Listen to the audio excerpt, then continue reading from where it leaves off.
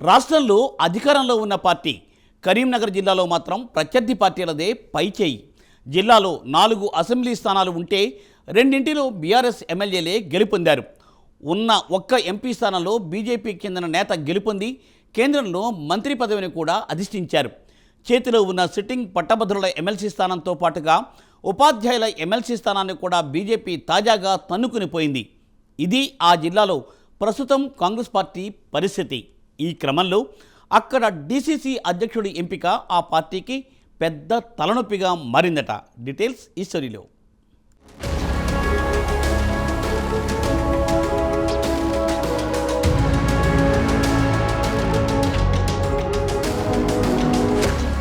తెలంగాణ రాష్ట్ర కాంగ్రెస్ వ్యవహారాలను చక్కదిద్దే బాధ్యతలను కాంగ్రెస్ హైకమాండ్ మీనాక్షి నటరాజన్కు బాధ్యతలు అప్పగించింది.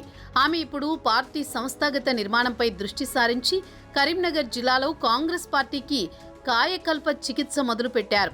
ప్రప్రథమంగా జిల్లా కాంగ్రెస్ అధ్యక్షుడిగా ఎవరిని నియమించాలన్న విషయం తెరపైకి వచ్చింది. ఈ పదవి కోసం ప్రస్తుతం శాతవాహన అర్బన్ డెవలప్మెంట్ అథారిటీ చైర్మన్గా ఉన్న కోమటిరెడ్డి నరేందర్ రెడ్డి, పార్టీ జిల్లా వర్కింగ్ ప్రెసిడెంట్గా ఉన్న కోమటిరెడ్డి పద్మాకర్ రెడ్డి, పార్లమెంటు నియోజకవర్గ ఇన్ఛార్జి వెలిచాల రాజేందర్ రావు, అసెంబ్లీ నియోజకవర్గ ఇన్ఛార్జి పురుమల్ల శ్రీనివాస్, టీపీసీసీ కార్యదర్శి వైద్యుల అంజన్ కుమార్, కిసాన్ సెల్ అధ్యక్షుడు పత్తి కృష్ణారెడ్డి పేర్లు తెరపైకి వస్తున్నాయి.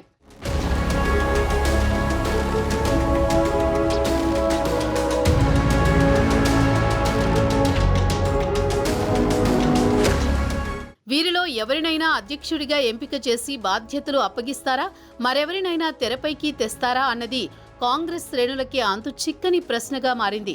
ప్రస్తుతం డీసీసీ అధ్యక్షుడిగా ఉన్న డాక్టర్ కవంపల్లి సత్యనారాయణ మానకొండూరు ఎమ్మెల్యేగా గెలుపొందడంతో పూర్తి కాలం పనిచేసే కొత్త అధ్యక్షుడిని నియమించాలని అధిష్టాన వర్గం భావిస్తోంది. ఉమ్మడి కరీంనగర్ జిల్లా పరిధిలో మంథన నుంచి ఎమ్మెల్యేగా గెలుపొందిన దుద్దిళ్ల శ్రీధర్ బాబు, హుస్నాబాద్ నుంచి గెలుపొందిన పొన్నం ప్రభాకర్ రాష్ట్ర మంత్రివర్గంలో మంత్రులుగా ఉన్నారు. ఉమ్మడి జిల్లా విషయానికి వస్తే 2 మంత్రులు ఉన్నా ప్రస్తుతం కరీంనగర్లో ఈ జిల్లా మంత్రి ఎవరంటే కాంగ్రెస్ శ్రేణులు చెప్పుకునే పరిస్థితుల్లో కనిపించడం లేదు. మంత్రులు 2 కరీంనగర్ రాజకీయాలను ప్రత్యక్షంగా పరోక్షంగా ప్రభావితం చేస్తూ వస్తుండటంతో వారిద్దరి మధ్య ఆధిపత్య పోరు మొదలైంది. ఉమ్మడి జిల్లా ఇన్ఛార్జి మంత్రిగా ఉన్న ఉత్తమ్ కుమార్ రెడ్డి జిల్లాకు 2-3 సార్లు రావడం మినహా ఆయన పెద్దగా ఇక్కడి రాజకీయాలను పట్టించుకున్నది లేదు.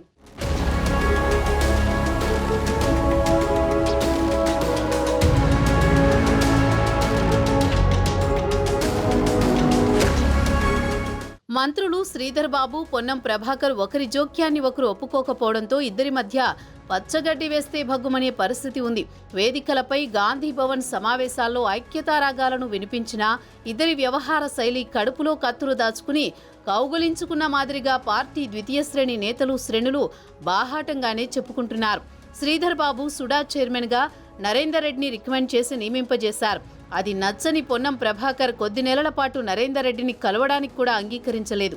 మంత్రి పొన్నం ప్రభాకర్ పాల్గొనే సమావేశాలకు నరేందర్ రెడ్డికి ఆహ్వానాలు ఉండడం లేదని పార్టీ నేతలే బాహాటంగా చర్చించుకుంటున్నారు.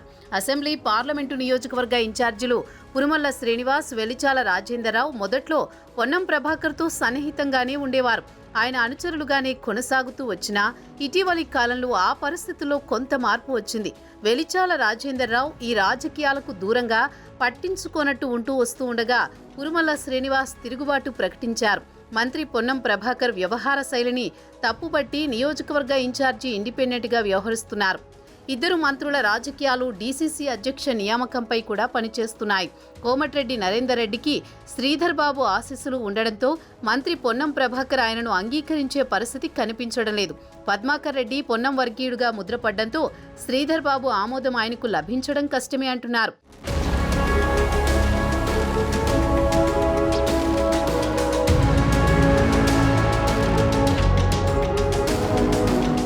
పురుమల్ల శ్రీనివాస్ను కూడా పొన్నం ప్రభాకర్ అంగీకరించే అవకాశం లేదు. అందరికీ ఆమోదయోగ్యమైన డీసీసీ అధ్యక్షుడిని పార్టీ రాష్ట్ర వ్యవహారాల ఇన్ఛార్జి ఎలా నియమిస్తారు, ఎవరికి అవకాశం ఇస్తారు అన్నది ఇప్పుడు కాంగ్రెస్ పార్టీలో చర్చనీయాంశంగా మారింది. అధ్యక్షుడి నియామకం కంటే ముందు జిల్లాలో పార్టీ పరిస్థితి చక్కదిద్దడంపై అధిష్టానం దృష్టి సారించినట్లు తెలుస్తోంది. మంత్రులిద్దరి వ్యవహారం చక్కదిద్దే అవకాశం లేకపోలేదని కూడా అనుకుంటున్నారు. ఇటీవల పట్టభద్రుల నియోజకవర్గ ఎమ్మెల్సీ ఎన్నికల్లో పరాజయం పాలైన తర్వాత పార్టీ అభ్యర్థి వి నరేందర్ రెడ్డి అధిష్టాన వర్గానికి ఎన్నికల్లో తాను ఎదుర్కొన్న పరిస్థితులపై నివేదిక పంపించారు.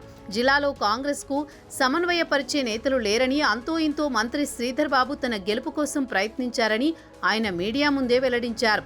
పార్టీ కార్యకర్తలు అభ్యర్థిగా పోటీలో ఉన్న తనను కలిసేందుకు కూడా కొందరి అనుమతులు తీసుకోవాల్సిన పరిస్థితి ఉందని, పార్టీ వ్యవస్థను చక్కదిద్దాల్సిన అవసరం ఉందని ఆయన మీడియా సమావేశంలో ప్రకటించి సమగ్రమైన నివేదికను పార్టీకి సమర్పించారు. అందులో ఏ విషయాలు పేర్కొన్నారన్న విషయం కూడా ఈ సందర్భంగా చర్చకు వచ్చే అవకాశం ఉంది. మొత్తం మీద జిల్లా కాంగ్రెస్కు రాష్ట్ర వ్యవహారాల ఇన్ఛార్జి మీనాక్షి నటరాజన్ ఎలాంటి ట్రీట్మెంట్ ఇస్తారనేది ఆసక్తికరంగా మారింది.